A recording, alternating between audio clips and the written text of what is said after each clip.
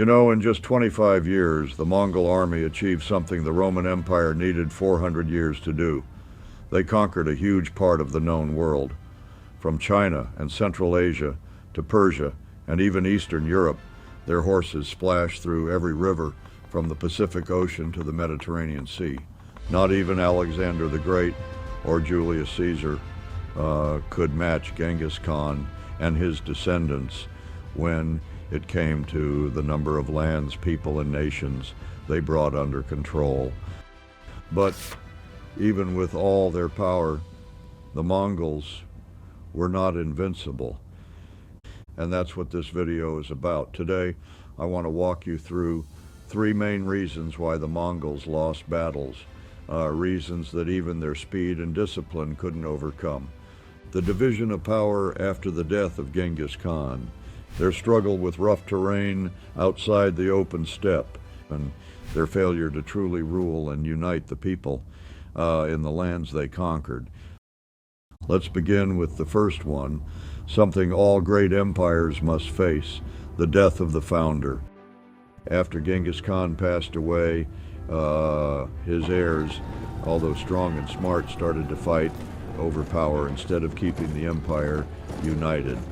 The Mongol Empire was soon divided into four large regions: the Chagatai Khanate in Central Asia, the Ilkhanate in Persia, the Golden Horde in Russia, and the Yuan dynasty in China, like stars that had fallen away from a shared sun.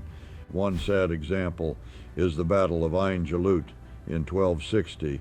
Mongol General Hulagu had just destroyed Baghdad, one of the great Muslim capitals. But then news came that the great Khan Munka had died. Hulagu had to return home with most of his army to deal with the succession crisis, leaving only a small force behind in the Middle East. And then the Mamluks of Egypt, who seemed already defeated, saw their chance.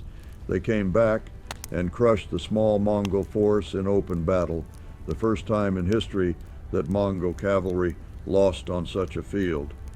After that, the Mongols never again took control of the Middle East. The second one, not adapting to terrain and warfare outside the steppes. You see, the Mongol horse was the soul of their unbeatable army. Their strength came from fast-moving cavalry on open plains. But what made them strong also became their weakness. When they entered lands with difficult terrain, their horses couldn't cross wide rivers, climb thick forests, or sail over the seas. The invasion of Japan is a clear example. Kublai Khan sent hundreds of thousands of soldiers across the sea twice, in 1274 and again in 1281, hoping to turn Japan into just another province of his Yuan dynasty. But he forgot one thing: Japan wasn't like China, and the sea had its own fury. Both times before the Mongols could even reach land, huge storms, what the Japanese called kamikaze, or divine winds, crashed down and sank thousands of ships. The Mongols did not fall to Japanese swords, but to the fury of the sea. There was Java. The Mongols hadn't even finished setting up camp before local forces struck back. Wet jungles, tropical heat, and surprise attacks from the forest caused chaos in their army. They had no choice but to retreat, humiliated. But the worst failure came from the south, Jai Viet, now known as Vietnam. It's the only place in Mongol history where they lost both on land and at sea. Yes, they did enter the country.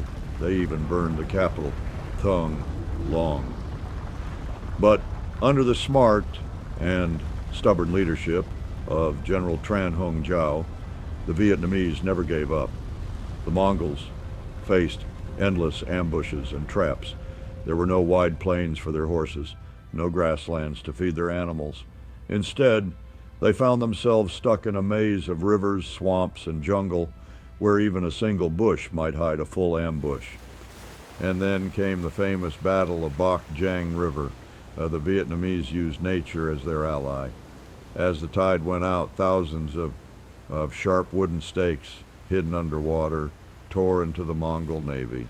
The fleet was destroyed before they could even react. With guerrilla tactics, scorched earth resistance, and the will of the whole people, the Vietnamese did something even Europe could only dream of. They defeated the strongest army in the world at the time. When they did conquer lands, the Mongols still struggled. Why? Because they didn't know how to rule. They could destroy cities, yes, but they didn't understand how to build lasting bonds with the people. And that's the last reason in China under the Yuan dynasty, Kublai Khan ruled, but he divided the people into four classes. The Han Chinese, who made up most of the population, were at the bottom. They were overtaxed, under-respected, and left out of power. No surprise then that the Red Turban Rebellion rose up, and within a century, the Ming dynasty drove the Mongols out completely. In Persia, the Ilkhanate faced the same problem. Even after converting to Islam, the Mongols weren't fully accepted, and when the last ruler died, there was no one to take his place. The entire system just collapsed like a sandcastle in the wind. You see, the Mongols didn't fall because they were weak. They fell because they never understood one thing. An empire cannot survive on fear alone. It needs trust. It needs connection between the rulers and the people. Real power doesn't come from the sword. It comes from unity. Yes, they rode horses across mountains, deserts, and seas, but they could never cross the distance between conqueror and native. And so what they built in lightning speed slowly fell apart in silence. No power lasts without harmony. A great empire is not the one everyone fears, it's the one people choose to belong to.